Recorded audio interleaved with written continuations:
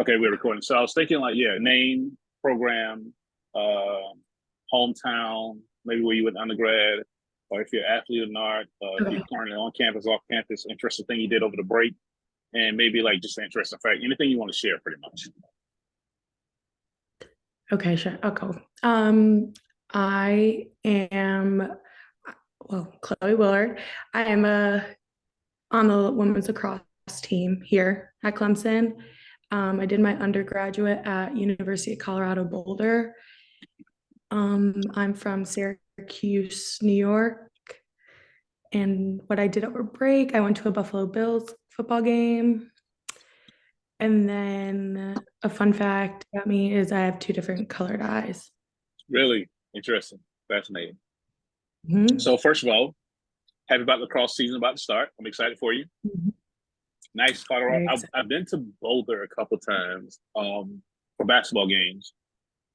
My brother's actually stationed in the military. He's in Colorado Springs. So last time I was out there, I Oh, was at yeah. an event in Boulder, and I just drove down to Colorado Springs. I flew into Denver to see him. I didn't get to meet Ralphie. I wish I could. He want to try to meet Ralphie, so that would have been interesting. My name is Maurice Williams, and I'm actually in the PhD program in higher ed leadership. I'm doing athletic leadership as a certificate because my background is in college athletics. I work in college athletics. I currently I have graduate in the college of education, and I work in athletic communications and athletics here at Clemson. Um, Something interesting over the break. So I worked at Peach Bowl each year. I was at the Georgia Ohio State game. I got to watch it from the press box on the sidelines. I was down there when CJ Stroud ran over the young lady on the sideline. I was literally right by her. I felt bad for her. Interesting fact about me: I love Chinese dramas, and I got some over like Chinese dramas, Korean dramas, like M&A. Not really much M&A, but I got into it over when the pandemic happened because I didn't have anything to do, and so Mhm. I've been trying to learn Mandarin in that time. So I need to. I haven't been doing the best job of it, but I'm trying to learn like couple foreign languages because it seemed like to be Wow, fun. Yeah, it seemed like to be fun. that's So, crazy. yep, yeah, I haven't mastered. I need to start back. I need to put myself on a better schedule after like at least because I did Rosetta Stone and I was like doing pretty good. Like I would go through the lessons like each week.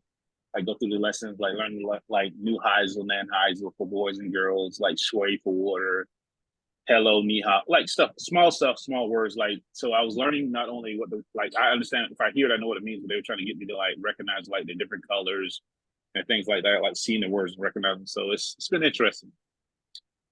All right. So the next thing we have to do is kind of like discuss the events involving the Texas men's basketball head coach, Chris Beard. She put a source in Model One, which I looked over, and she encouraged find out. So you know the situation with Chris Beard. So I guess I'll start with like just give me your general thoughts about it. Like, what do you think? Well, I think that they obviously made a decision with firing him in the end. In my opinion, I think anything that has to deal with like assault or like maybe assault, I don't know. But I think it's interesting that his like fiance like called the cops because he was acting that way. But then like when she came out with her statement saying that like he did none of the things that she first said, or when the police came, was interesting, which happens a lot with, I feel like, victims, that they like retract what they like intentionally said.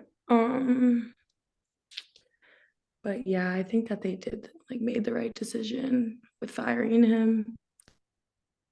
I think first of all, I do agree with you. I think I'm a big component of domestic violence. Yeah. Well, I'm not for it. I think it's terrible. I don't think we should condone it in any shape, form, or fashion. I think that. So I like to like. I first started by saying yes. I agree with you that Texas should have let him go because of the situation. Because you're in charge of young men and they see you do this, and I salute Texas for being on the front end of making this decision. Like they were like doing their own investigation outside of what police were doing, and I thought that was big. And I also agree with you. I think that it was interesting to me that she called the cops and said that he was choking her, he bit her, took her from behind, and hit her. And then she said there was none of that. She said she never told him that he choked her. He never said he put his hands on her. He didn't do anything. She said, and I always say, I wonder if she realized like after the fact, okay, look, the school involved, he would lose his job making all this money. Like, I want to stay, make sure we're good to go. But the other side of that, I've always asked friends of mine, when we see situations with professional athletes or key individuals in positions lose their job because of things that happen in their personal lives. And I always ask, like, where's the line in that? Like, where is it my personal life versus me, the professional? And I understand that's just me playing devil's advocate, but I do understand that, Chris Beard is the head men's basketball coach at the University of Texas. And so he's put on a pedestal. He's paid a lot of money to do certain things. So he's seen in a different light. I completely respect that and I completely understand. I agree with that. Like, when you're in that position and you do things, and I used to always tell athletes when I worked in communications, when I spoke to them, I said, like, you're a lacrosse player at Clemson University. You're not Chloe, daughter of this person, that person. You're Chloe, Clemson lacrosse player. So your name and Clemson lacrosse go hand in hand. So Chris Beard is always seen as the head coach of Texas. It's not, people don't think about him being Chris Beard, the father, the fiance.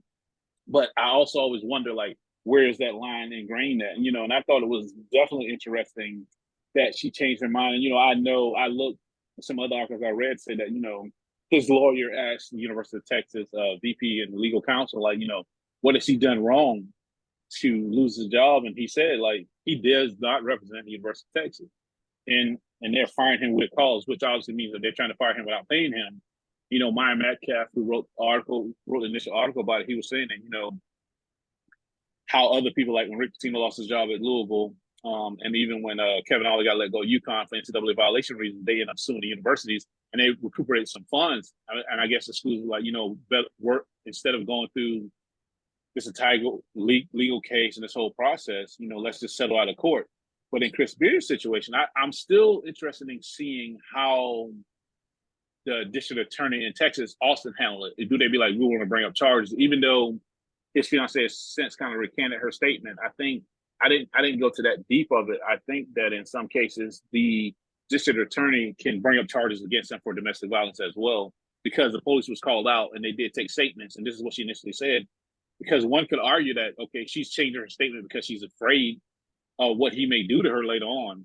So, and I always think that's very interesting. And I hate that happens, because when that happens, I think when other people are going through domestic violence cases, they see this and they may think like, well, I can't tell the truth because nothing's going to happen to the person. And that's one of the reasons I said I definitely salute the University of Texas from that standpoint.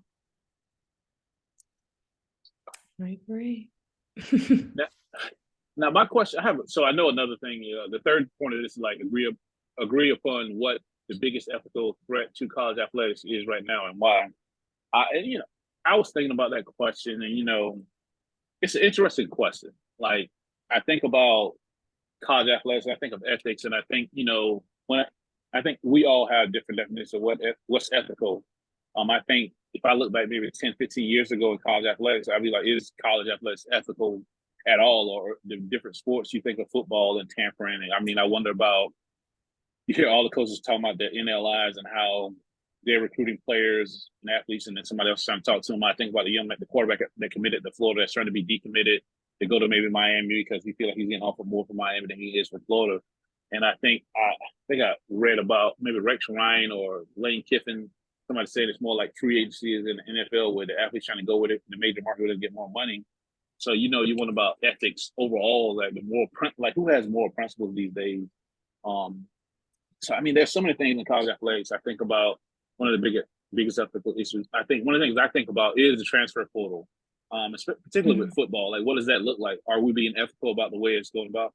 Clemson, Coach Sweeney doesn't really dig into one of the people have many different feelings about him not going into it, and probably he should, but like I don't know. Like, I don't know what's the biggest ethical issue in college athletics. Like, what do you think? What are your thoughts on that? Well, I don't know if this is like really like the ethical part of it, but I think like just being in athletics and in 2022, like, or wow, 23 now, like, I Right? just Time think mental flies. health of like the student athletes, because I know personally a lot of like student athletes that struggle with mental health, and that some coaches aren't always the most, like, they always don't get it sometimes, and then they just like the players feel like they have to go to practice every day, and if they miss one day for mental health reasons, that like the coaches are going to act differently towards them. Because I've seen that firsthand at my old school. Like they took mental health really, really seriously, because my team did lose a player to that. So like I don't know if it's about ethics, more about just like the well-being of student athletes and how much pressure they like put on themselves. And I know Clemson here has like really good resources for all their student athletes, and like I know a lot of people that use them, but I don't know, I think it just depends on where you are and like how your coaches respond to like saying you want to stay home for a mental health day and not, I don't know, using that against them. I think it's funny that I was so in last class I took with Janet Dr. Butler, we took a leadership class, and we did a lot of different groups, and we got to know people in the groups. And I was in a group. One of my discussion boards I had with like a tennis player. I'm sorry, with a track athlete, and a couple of athletes, Mm-hmm. and I was telling them like I do this thing. So as I told you, I'm in the PhD. So I was working full time in college athletics, and I quit my job because I wanted to move back to South Carolina, be closer to home, and I definitely want to get in this. And so I wanted to get in the PhD program for a while. I got accepted a while back. And one of the things I started doing last spring was like I said, you know what? It's a lot. I do what I call call it a mental health Wednesday, where on Wednesdays Mm-hmm. I don't go to campus unless I want to or need to. I don't really leave the house. I go work out in the morning. I come back home and I just like take a shower and just lay on the couch, look at TV. Don't really do anything. I may have meetings or something scheduled. I try not to schedule a lot of things, so I try not to do a lot of work on Wednesdays. And one of the track players he like, man, that's awesome. He like, I never thought about that. And he like, one day would be so much. And I've talked to like the trainers. Like I talked to the soccer trainer. He does soccer and golf, and we were talking about like how to coach tell athletes about workouts. It's not a mandatory workout, but if you don't go, it's shunned on. And I don't know if an Yeah. athlete can do a full day, but I think if you can do a block, like if you could give, Yeah. I think if you, I think it's important to give athletes a day though. I think that coaches, I know athletes a couple of years ago, the NCAA want that students have to have they call it the mandatory off day. And a lot of football teams, they do like a Sunday or a Monday as their mandatory off day. They don't do media. They don't do anything. But how often are you really do you really like you're a lacrosse athlete, like do you really have a true off day where you don't do anything or have a day to kind of like regroup or not think about anything? I think it's important. I think, when I think about ethics and athletics, one of the things that always come up is like, fairness, integrity, responsibility, and respect for the student athletes and the coaches. Like those four things like we talk about. But I think that coaches, I think when it comes to the fairness and the respect part, even the responsibility, I don't think coaches are held as accountable because they're thinking like, I need to have wins. Like, and if you don't come to workouts, I mean that you're not committed to the program. And then, belittle the way you talk to athletes these days, what you say to them. I think in 2023, we do need a day. I think each athlete, if I was a coach, I'd go to athletes and be like, okay, I know we all have a lot going on. We have classes and actually be a student athlete. And I think sometimes the word student still gets lost in the athlete part because, I Mm-hmm. mean, I hear people joke like, I didn't come here to play school. Well, you did. You come, but you need to think about what's next because everybody can't be a professional. And I think if if a coach comes in and tells the team like, okay, guys, what we're going to do is everyone pick one day a week that they want to be their personal mental health day, and that can be a day you don't have to do anything related to sports. You can go have fun, do stuff with schools, hang out with your friends, like whatever you want to do. You're not required to come to this building. If you come, it's on you. I'm not assigning you to do anything. If you come to practice, it's on you. We'll just call it mental health day. Mm-hmm. And if enough people pick the same day, we'll make that the team's mental health day. And I think if you Yeah. do that for athletes, they work harder for you as a coach. They're going to want to do more because they feel like, man, coach is really invested. And I think that's good. And then you have the team vote and say, like, 80% of people say, well, Thursday. Okay, well, guys, Thursday is going to be our complete off day. That means you don't have to come in here. You don't have to do anything. That'll be our mandatory off day. But if you still feel like you need a day in a week, like, let us know. Because there's nothing like your well-being. I always tell people, like, a smile and a hello and a thank you goes a long way. Because when you have a conversation with someone, you don't know what they're going through or what they've been through or how bad Mm-hmm. someone's day is going, and you just having a conversation with them can make them change everything. So I think Yeah. I think that is an ethical problem. I think one of the things that I think about ethics, I think about the lack of diversity within athletic administration and coaching. I just think we Mm-hmm. just don't have enough. I think we need more women, more people of color. more people that represent our student athletes. It's funny because I'm always doing research on that, and I'm working on a paper now.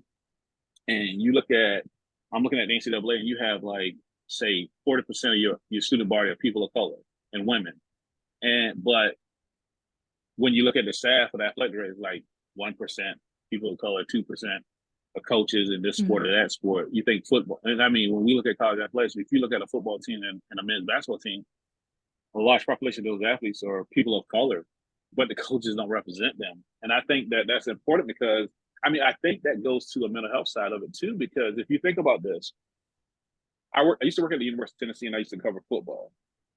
And the athletes of color used to come by my office and sit down, and they just come to my office, sit down, look at TV. They didn't really talk about anything. They just come sit down like they live there and just like be there.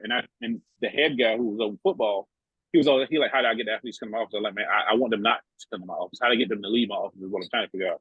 And I told myself, I think they just feel comfortable because as a black man, talking to another black man, we have a lot of things in common. And I feel like when you have something in common with someone, you feel it's a lot easier to talk to them or not talk to them, or just be around them. And I think that goes a long way in comfortability. We're in the college education. I've had one male professor, just one in my time. In 2 years, I've had one male professor, and that was in another school. I just don't see men. And I've had one professor of color, two professors of color, and they don't teach in the school. And I'm not saying that you have to have them or you need them, but it feels comfortable having someone that you maybe feel like, okay, maybe she understands the comfort, so I can tell her something that she will kind of get. I think the two are kind of intertwined, in my opinion. I could be completely wrong. No, I agree. Yeah, definitely. Like I see that a lot in women's lacrosse, like the lack of diversity on the team and in the coaching staff.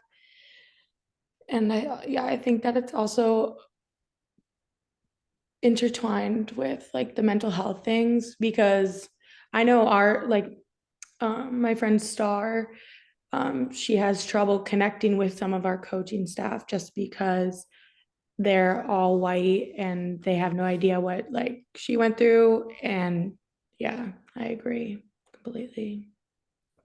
And you know the other thing about the mental piece of it, I look at society today and the things that are happening. You know, you always look up like someone's shooting somebody. Somebody's like, I mean, I think you say you at Syracuse, or you from Syracuse area? Yeah, I'm from Syracuse. Yeah. And there was a shooting in the New York area where somebody just like opened fire. Like you think about those people, Mhm. like what is the mental well being of these people and why are they doing this? Like you wonder if like maybe a conversation down the line, someone where like think about people getting bullied and stuff like that. It's something you see every day and you talk about and you kind of figure out like how do we get better about this? Like what do we do to make this better? So Mhm. it's very concerning. Yeah, I think, well, my team actually is doing like a really cool thing. My friend Jalen, she's Native American and her mom is coming down to teach us the actual true meaning of behind lacrosse and like the medicine Really. game. Like, yeah, we're doing a whole game just directed towards, I think it's like the orange, like all I don't know, child matter or something game. Mm-hmm. And she's gonna like describe to because a lot of people in Clemson don't know like about lacrosse at all, like the rules or First of all, whatever. I tell And people we're like still in the South. yeah. And so she's doing a whole game on like the background of lacrosse and where it came from, like what people played it and like the true meaning behind lacrosse and how it's supposed to be a medicine game, heal people instead of like winning at every game and trying to be, I don't know. I thought that was cool. You know, I think that's important. That's big. I think that's very important. I think people should know about that. That's going on and that's happening because people don't know the true meaning of lacrosse. I used to work at Hampton University. We started a men's lacrosse program, and also there's not a lot of HBCUs that have lacrosse at all. And people from Syracuse are big on it because you know Jim Brown and those guys. They actually kind of like play lacrosse, and it was something fascinating Mhm. to them. And I always thought like, you know, like I never understood it. I never played lacrosse. I didn't understand the true meaning of the game. I still think I don't really understand the true meaning of the game because it's not being from South Carolina, it's not something you see every day. You know, the sport we run to is football, you know, you throw football out there, Yeah. they're gonna run to it. But I think that's very important. Cultural heritage is very important with sports. And you think it's interesting that we're playing lacrosse and we on lands that were taken from the Native Yeah. American people, and it's fascinating. And it's like I'm taking I don't know what other class you're taking, but I'm taking intercollegiate finance, and they were like talking about mission statements, and I find it very interesting when I read Clemson's mission statement because it's 2023 and we're still based on our mission statement is still based on when Thomas Green Clemson gave the land to be used to build education, and I'm like, we're not progressing. It's like it's a vanilla mission statement. It doesn't talk about diversity. It doesn't talk about well-being. It's talk about educating people to be good stewards of what people. Like that was, I'm like, okay, that was just for white men. Like we've changed so much since then. Like I read mission statements that talk about diversity, like being diverse and doing this and doing that. And I'm like, yeah, Clemson don't say any of that. So Yeah. so it's interesting. I think that first of all, I'm glad we were in a group together because I didn't know that you played lacrosse. That's very interesting. Because Megan in our office, she is like our lacrosse communications person. Like she'll be at the games, kind of like traveling with you guys. Yeah, wait, she's the photographer or like she does the video. Well, Megan. she does. So she does videos and photography, but she'll be like she's the SID she'll be like your primary contact for communications for lacrosse. Her name is Megan. Her cubicle is right next to mine. If I was in the office, she would have been right there beside me. Wait, But what's I her did last this. name again? Megan Barn. Kenner? No, what is Megan? Kenner? Yes, Megan Kenner. Yeah, Yes. I love her. Yeah, she comes to a Yeah. lot of our practices. She played lacrosse. Yes, yes. She'll show up a Yeah. lot. She'll probably be traveling with you guys Yeah, that's at what all they your said. events. Yeah. Yeah. She played lacrosse. It's new, so I think that'll be fun. Yeah. And I like this. Make sure you let her know about the story with the young lady's mom that's coming. I'm going to mention it too when I get to the office today too. Yeah. So I'm gonna mention that too also because I think that's important that we publicize that because I think it's important for people to know and this opportunity for people. And I don't know if they invite others because, like you said, like people don't know the true meaning of lacrosse. Like you played it, you probably played since you were young because I think lacrosse is pretty big in the upstate New York, right? Yeah. My dad played at Maryland. My brother played at Penn State and Tampa. Like just See? Yeah, and I know a lot of people from that area play lacrosse, and I hear a lot of students that come from that way. And I think this coach was at Richmond. Yeah, she was. Yeah, and I think her husband is doing does some video stuff for the team. Yeah. Also, he does some good stuff. He does. So I'm excited to kind of see what happens with that. But I do to the point of like agreeing upon one of the big ethical threats is the mental health piece because I think it's something that if we don't get a handle on or get a hold on it, we're going to be. It's kind of like looking down the barrel of a gun. You're going to be in a situation that you don't want to be in because you're going to have these athletes where they're not stable or you don't know what's going to happen. I mean, when you think about feasibility and athlete's well-being, like why would I come here if I'm not being taken care of? We say we want them to be well. We see they want them to do good things. We want to put them in the best place. And like Clemson has a resource. I know we have a lot of doctors and people that you kind of talk to. But like, do people still feel comfortable taking advantage of it? I don't know. Because I think, especially from as an African American male, we didn't talk about mental health. Yeah. I don't know if, I know there's my team, I don't know how many people, but they have like therapists for us that we can talk to, which is really nice. And we do talk about it a lot in our team and stuff. And that's good. Yeah, like we're very open with talking about it. Like we're having a game for Morgan's Message. She was a lacrosse player. I think not a. I don't know, but Morgan's Message is all Morgan.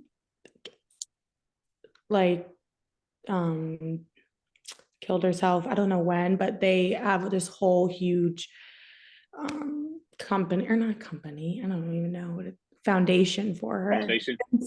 So we're gonna do a game for that, and we have like shirts for it, like talking all about mental health stuff. No, that's good. Mm-hmm. And it's good to hear you say that the coaches and you all talk a lot about it because Clemson has this CARES program. I think Clemson has really good resource for mental health for people out there. Because if you need anything, have CARES, like they'll call. If somebody say if you knew a friend that may be struggling, they might not want to talk to somebody. You give CARES a call and try to set an appointment, just try to talk to them, make sure that they're good and understand everything. So I think there's some great things here at Clemson, and I know not all universities can afford such things.